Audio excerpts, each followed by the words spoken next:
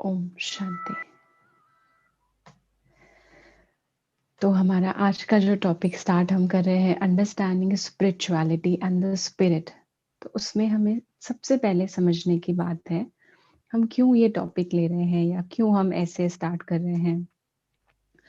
क्योंकि इसी दुनिया में ना ऑलरेडी हम बहुत मेथड्स ट्राई कर चुके हैं।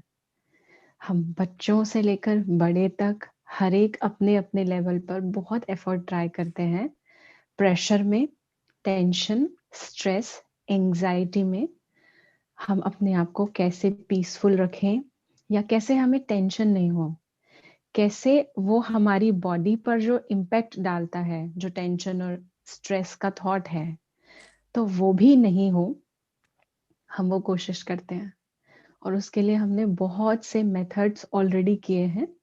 वो हम अपने इन 17 या 18 डेज की जर्नी में समझेंगे हमने क्या क्या ट्राई किया है। लेकिन आज हम क्योंकि स्पिरिचुअलिटी की बात कर रहे हैं, तो आज इसी ऑप्शन को समझते हैं। There are two words, religion and spirituality. तो सबसे पहले जो लोगों के माइंड में एक ये मिथ आता है कि हम रिलीजियस हैं, हमारा एक पर्टिकुलर रिलीजन है, तो हमारे लिए स्पिरिचुअलिटी नहीं है। पर ऐसा नहीं है। स्पिरिचुअलिटी और रिलीजन दो अलग अलग शब्द हैं और दो अलग अलग ही चीजें हैं। रिलीजन कोई भी हो, स्पिरिचुअलिटी हर एक फॉलो कर सकता है या हर एक उसको ले सकता है। और बेसिकली स्पिरिचुअलिटी बैलेंस करना सिखाती है, हमारी लाइफ को रिलीजन को फॉलो करते हुए अपने जो वर्क लाइफ है उसको और पर्सनल लाइफ को बैलेंस करना। ये स्पिरिचुअलिटी का बहुत इंपॉर्टेंट रोल है। तो उसके लिए ही हम समझते हैं सबसे पहले कि स्पिरिचुअलिटी के लिए हमारी इम्पोर्टेंस। तो एक ह्यूमन सिलुएट आपके सामने है, एक बॉडी है, इमेज है, और उसके आसपास आप देख रहे हैं बहुत सारे पॉइंट्स लिखे हैं। तो हम सभी की लाइफ में ना 4 एस्पेक्ट्स होते हैं। आप शायद किसी चेयर या सोफा या बेड पे बैठे होंगे इस समय पर, या किसी टेबल पर, कहीं पर भी बैठे होंगे। हो सकता है कुछ फर्श पर भी बैठे हों, रिस्पेक्ट देने के लिए कि ये मेडिटेशन का सेशन है या ऐसा कोई सेशन है जिसमें हमें बड़ा पॉजिटिव फील करना है। तो जैसे भी बैठे होंगे, लेकिन आप देखिए हम जिस चेयर, जिस बेड, जिस सोफा पर बैठते हैं, उसके ना 4 पैर होते हैं, 4 स्टैंड्स। अगर इमेजिन कीजिए आप जिस पर बैठे हैं उसमें एक वो स्टैंड नहीं है, वो मिसिंग है, या 2 स्टैंड मिसिंग है, तो आपका बैठना कितना कंफर्टेबल होगा, कितना कंफर्टेबल नहीं होगा, आप खुद इमेजिन कर सकते हैं, खुद फील कर सकते हैं अभी।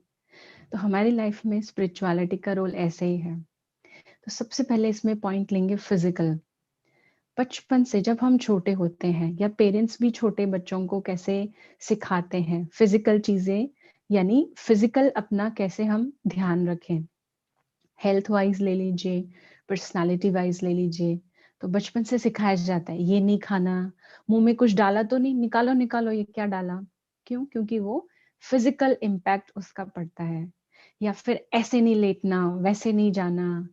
फिजिकल हमें बिहेव कैसे करना है, एटिगेट्स हमें सिखाए जाते हैं बचपन से बड़े होने तक भी, और हम उसका ध्यान भी रखते हैं। तो बड़े होने के बाद भी क्या होता है, ये खाना है, ये नहीं खाना, ऐसे खाना है, इतना खाना है, ऐसा पहनना है, वैसा पहनना है, फैशन वाला पहनना है, मैचिंग पहनना है। ये सारे थॉट्स, ये सारी कॉन्शियस हमारे माइंड के अंदर रहती है। तो ये हुआ एक पैर, उस सोफा, उस चेयर या उस बेड का। एक स्टैंड तो लगा दिया हमने बचपन से कि फिजिकली बड़ा ध्यान रखना अपना, क्योंकि this body is very precious, बहुत कीमती शरीर है, बहुत वैल्यूएबल है। फिर आती है दूसरी बात, वो होता है फाइनेंशियल। तो स्कूल टाइम से जब हम स्कूल जाना शुरू करते हैं, बच्चा स्कूल जाना स्टार्ट करता है, तो स्कूल टाइम से ही उसके अंदर सिखाया जाता है अच्छे मार्क्स लाने हैं, अच्छे मार्क्स लाने हैं। क्यों अच्छे मार्क्स लाने हैं? Not only because of reputation जो पेरेंट्स की सोसाइटी में है या उनके फ्रेंड सर्कल में है, लेकिन इसलिए भी क्योंकि सबकॉन्शियस माइंड में ये चल रहा होता है कि बच्चा अच्छे मार्क्स लाएगा मतलब पढ़ाई में अच्छा है। और पढ़ाई में अच्छा होगा तो जॉब अच्छी मिलेगी आगे जाके, अच्छे कॉलेज में एडमिशन होगा, जॉब अच्छी मिलेगी। तो ये सब क्या बेस बन रहा होता है? फाइनेंशियल लेवल तक। वैसे भी वेल्दी होना हर एक चाहता है, तो हर एक चाहता है हम बहुत अर्न करें, तो उसके लिए भी हमारा बेस बहुत पहले से बचपन से ही शुरू हो जाता है। तो फिजिकल हो गया, फाइनेंशियल हो गया। Then third aspect, third point जो आता है, दैट इज सोशल। सोशल के अंदर एक चीज आती है कि आई थिंक इसमें सोशल शो नहीं हो रहा है, हाँ ओके हो रहा है, ठीक है। सोशल के अंदर फिर आता है कि बचपन से ही हम फ्रेंड्स बनाना शुरू करते हैं। एक बच्चा भी जब पेरेंट्स के साथ है तब तक मदर या फादर ही उसके फ्रेंड है। जब वो स्कूल जाना शुरू करता है तो उसके क्लासमेट्स उसके फ्रेंड्स हो जाते हैं, और फिर धीरे धीरे वो एरिया बढ़ता चला जाता है, वो जो ग्रुप है उसके मेंबर्स बढ़ते जाते हैं, बढ़ते जाते हैं, कुछ पीछे के छूट जाते हैं, स्कूल चेंज हुआ तो छूट गए, कॉलेज में गए तो भी स्कूल वाले फ्रेंड्स कुछ कुछ रह गए, जॉब करने लग गए तो शायद स्कूल वाले बिल्कुल छूट गए या ना के बराबर रह गए, कॉलेज वाले भी छूट गए, फिर हमारे कलीग्स हो जाते हैं। तो हम सोशली भी ग्रो करते हैं। सोशली ग्रो करना या सोशली इन्वॉल्व होना क्यों जरूरी है? बिकॉज सोशल स्टडीज में हमको क्या पढ़ाया जाता है, एक formula, human being is a social being, जिसको हम हिंदी में बोलते हैं मनुष्य एक सामाजिक प्राणी है। तो हम सन्यासी तो बनने आए नहीं है, ऐसा तो है नहीं हिमालय जाके रहेंगे। एंड इमेजिन ना, अगर हम सारे हिमालय चले गए तो वहां भी तो हिमालय थोड़ी रहेगा, फिर वो भी सिटी हो जाएगी पूरी। तो हमें सोशल रहना भी बहुत जरूरी है, इंटरेक्शन बहुत जरूरी है, नहीं तो एंटरटेनमेंट, इंजॉयमेंट, सेलिब्रेशन किसके साथ करेंगे?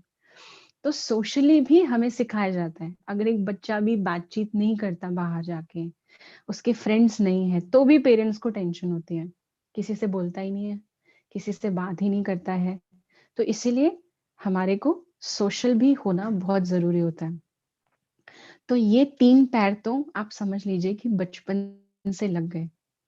अब बचपन से लग गए यानी एक चेयर है, लाइफ को आप एक चेयर विजुअलाइज कीजिए, और उस चेयर पे ये 3 पैर हैं, एक नहीं है, और आप उस पे बैठे हैं। सोचिए उस पर बैठना कितना डिस्कम्फर्ट फील कराएगा ना, कि आप जिस बेड पर है उस पर भी एक नहीं है, वो कैसा होगा? थोड़ा सा झुका हुआ होगा, वो जिस जिस तरफ पैर नहीं है, वो बार बार, सॉरी, बार बार उस तरफ हमको बहुत अटेंशन देना पड़ेगा कि यहाँ कोई चीज रखेंगे वो स्लिप होके गिर जाएगी।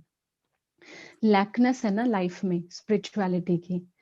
तो वो जो फोर्थ एस्पेक्ट है वो है स्पिरिचुअलिटी, यानी आध्यात्मिकता, जो कि मैंने कहा रिलीजन से बिल्कुल अलग है। एनीबडी कैन बी स्पिरिचुअल, जो भी वो रिलीजन फॉलो कर रहे हैं अलोंग विद दैट रिलीजन।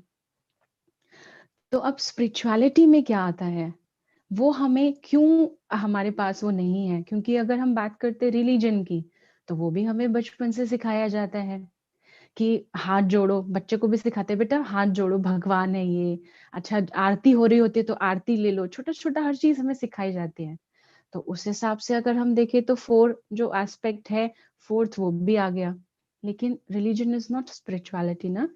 तो वो क्यों नहीं आया? क्योंकि क्या हुआ, बचपन से ये थॉट डाला गया, ज्यादा ज्ञान ध्यान की बातें सुनोगे ना तो सन्यासी हो जाओगे, या साधु बाबा टाइप हो जाओगे, या ऐसे हो जाओगे, या वैसे हो जाओगे। तो इसलिए ज्यादा इन चीजों में नहीं जाना। और ज्यादा छोड़िए, वो ज्यादा को कम करते करते क्या हो गया, अगर कोई स्कूल गोइंग बच्चा स्पिरिचुअल पाथ को चूज करता है, तो उसको पेरेंट्स, उसकी सोसाइटी, सर्कल यही कहता है इतनी सी उम्र में अभी से भगवान और ये सब में लग गए, या अभी से इनको वहां भेजना शुरू कर दिया, फिर तो पढ़ाई खराब हो जाएगी इनकी, फिर तो लाइफ खराब हो जाएगी, इनको तो वैराग्य आ जाएगा, इनको तो ये हो जाएगा, वो हो जाएगा। तो ऐसी थिंकिंग हमारी रखने की वजह से क्या होता है, वो फोर्थ जो एस्पेक्ट है वो लाइफ में नहीं आता। यहाँ तक कि इतना बड़ा सजेशन देते हैं लोग, कहते हैं ये सब बुढ़ापे की चीज है, after 60s। Can you imagine कि 60s के बाद आपके पैर इतने साथ देने वाले होंगे कि आप स्पिरिचुअल या रिलीजियस जगह पर खुद से जा पाए, वो भी रोज? या क्या आपकी आँखें इतना साथ दे रही होंगी कि कुछ स्पिरिचुअल या रिलीजियस लिटरेचर हम पढ़ सकें? ब्रेन इतना एक्टिव या शार्प रहेगा जो हम सुने वो हमें याद रहे। तो कहाँ इम्प्लीमेंट करेंगे वो? आफ्टर 60s एक एक मुझे एक ब्रदर मिले और उन्होंने कहा this is the age of rejection. जब फैमिली भी बोलती है प्लीज़ हमारे मैटर में ना इंटरफेयर नहीं करो। They are ready to send you to old age home. तो वो वाली एज में हम बोल रहे हैं कि हम स्पिरिचुअल हो जाएँगे। हाउ? कैसे हो जाएँगे हम? तो इतना कहने की वजह से क्या हुआ, वो स्पिरिचुअल जो एस्पेक्ट है वो लाइफ में ऐड नहीं हुआ। अच्छा, अब उसकी वजह से नुकसान क्या हुआ? उसकी वजह से एक एस्पेक्ट आपको दिख रहा होगा, ऊपर लिखा है राइट साइड में, मेंटल लेवल। मेंटालिटी जो है हमारी वो खराब होती चली गई। वो फिजिकल कुछ प्रॉब्लम आई तो खराब हो गई, फाइनेंशियल कुछ प्रॉब्लम आई तो भी खराब हो गई, और सोशली जिन रिश्तों में हम टाइम दे रहे थे वहां से बिट्रे हुए, चीटेड फील किया, डिच किया किसी ने, या किसी ने फ्रॉड किया, कुछ भी ऐसा किया, तो हमारा दिमाग हिल गया, आम भाषा में जो हम बोलते हैं। और फैंसी वर्ड्स में बोलना हो तो हम बोलते हैं हम थोड़ा सा फ्रस्ट्रेटेड हो जाते हैं, या टेंशन में आ जाते हैं, या डिप्रेशन टाइप फीलिंग आ जाती है। अब कहने को हेल्थ भी बहुत अच्छी है, वेल्थ भी बहुत अच्छी है, यानी पैसे भी बहुत हैं। सोशली भी अगर आप अपने फ़ोन की कॉन्टैक्ट लिस्ट में देखेंगे ना, 250 कॉन्टैक्ट्स का स्पेस दिया जाता है हमें। कइयों का वो भी फुल हो जाता है। फिर फ़ोन मेमोरी, सिम मेमोरी दोनों में कॉन्टैक्ट सेव हैं। फ़ेसबुक या सोशल मीडिया जहाँ पर भी हैं, वहाँ भी बड़े सारे हमारे कनेक्शन में लोग हैं, लेकिन अंदर से अकेले हैं। बहुत सारी भीड़ के बीच में भी लोनलीनेस फ़ील होती है। तो जो सोशली भी प्रॉब्लम जब आती है, कोई नाराज हो गया, किसी पर इमोशनली डिपेंडेंट थे और उसने अटेंशन नहीं दिया या उसने चीट कर दिया, तो क्या होता है, फिर भी मेंटल लेवल बिगड़ जाता है। अब हर चीज का इफेक्ट मेंटली हो रहा है।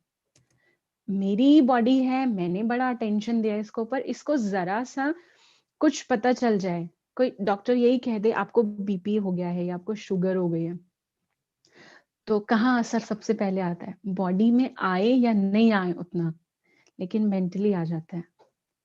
तो ऐसे ही इन तीनों एस्पेक्ट का हमारे ऊपर फर्क पड़ता है, लैकनेस ऑफ स्पिरिचुअलिटी। और स्पिरिचुअलिटी क्यों अडेप्ट नहीं की हमने? क्योंकि हमारे को स्टेटमेंट्स दी गई थी अभी बच्चे की एज के लिए नहीं है, ये 60s के बाद है, पहले सेटल हो जाओ, पहले जॉब कर लो, फ्री हो जाओ। तो मैं आपको एक प्रैक्टिकल एग्जांपल देती हूँ। कल यहाँ एक बच्चा आया सेंटर पे, 11th क्लास में है वो। 3 साल पहले मैं उससे मिली थी, बहुत छोटे छोटे से थे, कल्चरल प्रोग्राम होता था हमारे सेंटर पे तो पार्टिसिपेट करते थे। तो उसका एक बहुत क्लोज फ्रेंड है, पूरी सोसाइटी को मालूम है, वो दोनों एक साथ घूमते हैं। तो he was sharing a thing with me कि दीदी वो जो है ना मेरा फ्रेंड, उसका उसने नाम मेंशन किया, और आपको पता है वो बहुत गलत चीज में इन्वॉल्व हो गया। तो आई सेड किस में इन्वॉल्व हो गया? तो फिर मैंने उसको वो उसने नहीं बोला, हेजिटेट हो गया कि कहीं हम बता नहीं दें उसके पेरेंट्स को, क्योंकि बहुत अच्छे से जानते हैं। तो फिर मैंने उसको बोला क्या एडिक्शन वगैरह है क्या कुछ? तो ही सेड हाँ, आप ऐसे ही मान लो। तो मैंने उसको पूछा उसने कैसे स्टार्ट किया ये?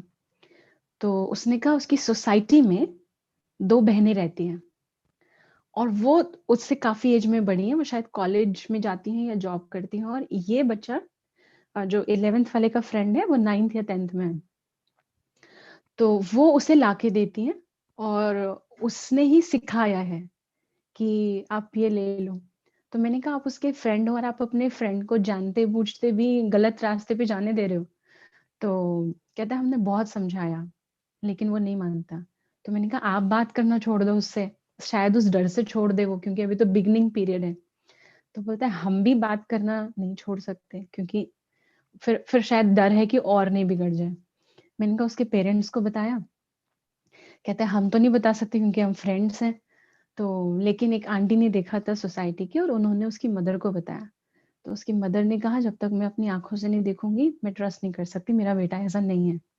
क्योंकि जेन्युइनली मैं उस बच्चे से 3-4 साल पहले जब मिली थी, जो ये एडिक्शन में है, ही वाज वेरी इनोसेंट, बहुत स्वीट, बहुत इनोसेंट, मतलब इतना सीधा कि कोई भी ट्रस्ट नहीं कर सकता कि वो ऐसा करेगा। देन आई आस्क्ड कि अच्छा वो क्यों नहीं छोड़ता? वो क्यों करता है? नशा क्यों करता है? मैं जानना चाहती थी कि दुनिया के अंदर स्पिरिचुअलिटी कम होने की वजह से सब कुछ ठीक होते हुए भी लोग क्यों गलत रास्ते पे चले जाते हैं, स्पेशली बच्चे, आजकल की जनरेशन। तो उसने कहा, हमने उसको पूछा तो वो कहता है कि मुझे ना मन की शांति मिलती है अगर मैं करता हूँ तो। तो मैंने कहा कहाँ जाता है? तो बताया घर से 2 किलोमीटर या 3 किलोमीटर दूर स्कूटी चला के और जाता है, और अपने साथ किसी ना किसी, हम उन 3 लोगों का ग्रुप है, 3 फ्रेंड्स का, तो किसी ना किसी एक को हम में से साथ लेके जाता है ताकि कोई देखे तो बता दे फटाफट से, मतलब वो पहरेदारी करे और ये उस नशे को ले। तो मैंने उसको बोला, क्योंकि अभी डायरेक्टली मैं जो एडिक्शन लेता है उससे तो बात नहीं कर सकती, तो मैंने इसके फ्रेंड को बोला फिर उसे यहाँ लेकर आओ, सेंटर पे हम समझाएंगे, हम बात करके देखेंगे। तो बोलता वो यहाँ आना नहीं चाहता। तो मुझे एकदम याद आया कि उसकी मदर जो है ना आती थी पहले, वो जो हमारा बेसिक कोर्स होता है वो करती थी, और फैमिली बहुत अच्छी चेंज फील कर रहे थे वो। फिर धीरे धीरे होता है ना, स्पिरिचुअल पाथ को दुनिया में समझा जाता है it's a path of boredom, बोरियत है यहाँ पर, इंजॉय नहीं कर सकते हम, रिस्ट्रिक्शंस बहुत है, ये नहीं करना, ये नहीं करना, वो नहीं करना। तो इस वजह से उन्होंने आना छोड़ दिया था। एकदम मुझे रियलाइज हुआ कि आजकल क्या होता है, पेरेंट्स ना खुद नहीं कर पाते हैं, स्पिरिचुअल पाथ पे नहीं चल पाते, आके बोलते हैं हमारे बच्चे को समझाओ, आप ना हमारे बच्चे को बताओ, आप ऐसे करो। तो फिर मैंने वो बच्चे को पूछा जो ये बता रहा था, अच्छा उसके उस बच्चे के फादर लेते हैं क्या? तो उसने कहा हाँ, उस बच्चे के फादर एडिक्शन करते हैं। तो मैंने कहा, मैंने फिर समझा कि ये रूट है। तो अब हो क्या रहा है, अब देखिए उस बच्चे को फिजिकली कोई प्रॉब्लम नहीं, फिजिकली वेरी फिट, ठीक है, फाइनेंशियली भी बहुत अच्छा स्टेटस है उनका, सोशली उसको 2 बहुत अच्छे फ्रेंड्स मिले हुए हैं जो खुद उस एडिक्शन में इन्वॉल्व नहीं है, पर उसको समझाते और उसका साथ भी नहीं छोड़ रहे हैं। तीनों चीजें बहुत अच्छी चल रही हैं। तो कई बार ऐसा भी होता है कि तीनों में से कोई कमी नहीं होने के बाद भी हमारा मेंटली स्ट्रेस का लेवल ऑटोमेटिक, चाहे वो स्टडीज को हम रीजन बताएं, चाहे घर में कोई बात हो गई उसको रीजन बताएं हम, तो मेंटल लेवल जब डिस्टर्ब होता है, और क्योंकि स्पिरिचुअल पाथ्स नहीं है, तो हम मिसगाइड हो जाते हैं और फिर एडिक्शन या इन गलत गलत चीजों में इन्वॉल्व होते हैं। तो basically this is the role of spirituality. फिर इसके अंदर आता है 2 चीजें हैं अलग अलग, me and my body. Spirituality हमें ये डिफरेंस बताती है। हम क्या सोचते हैं ना, मुझे यहाँ टेंशन हो रही है, यहाँ स्ट्रेस हो रहा है, तो यहाँ से एडिक्शन करने से यहाँ कैसे ठीक हो जाएगा? क्योंकि यहाँ से हम कुछ एडिक्शन लेंगे या कुछ भी जबान पे जब हम डालते हैं, तो हमें अंदर का सिस्टम मालूम है ना, वो कहाँ जाएगा? फूड पाइप से होते हुए वो अंदर जाएगा, स्टमक में जाएगा, वो ब्रेन में तो नहीं जाएगा। लेकिन उसका जो वो टेस्ट है थोड़ी सी देर का, या हम आंखों से कुछ देखते हैं, हम सोचते हैं मुझे ना बड़ा स्ट्रेस हो रहा है, बड़ी टेंशन हो रही है, तो हम आंखों से कुछ देखते हैं, कुछ गलत कुछ सही, and we love to binge watching, माना लगातार कंटिन्यू खाते हैं या देखते हैं या पीते हैं। तो जबान और आंखों से ब्रेन में तो जा ही नहीं सकता ना। लेकिन वो क्यों हमें कंटेंटेड फील होता है, वो जैसे उस बच्चे की लाइन मुझे गूंज रही है कल से कि मुझे मन की शांति मिलती है। तो स्पिरिचुअलिटी कहती है डायरेक्ट ले लो ना मन की शांति, आप रॉन्ग पाथ में क्यों जा रहे हैं? तो वो मन की शांति जो है वो जबान या आंखों से नहीं मिलेगी, क्योंकि माइंड अलग है और ये जो हार्डवेयर पार्ट हमारा है बॉडी में, जो 5 एलिमेंट्स हैं, ये अलग है। जबान, मुंह, आंखें, ये अलग एलिमेंट कह लीजिए इसको। और फिर जो मेरा माइंड है वो इनसे अलग है, क्योंकि माइंड का कोई साइज, कोई शेप या कलर कहीं पर भी मेंशन नहीं है। हम कहते हैं ना, आज मेरा मन कर रहा है ये खाना है, आज मेरा मन कर रहा है ये पीना है, आज मेरा मन कर रहा है यहाँ जाना है। तो मन कहाँ है? पैरों में, क्योंकि जाना है। मन कहाँ है? आंखों में, क्योंकि देखना है। तो हमें ये पता ही नहीं मन कहाँ है।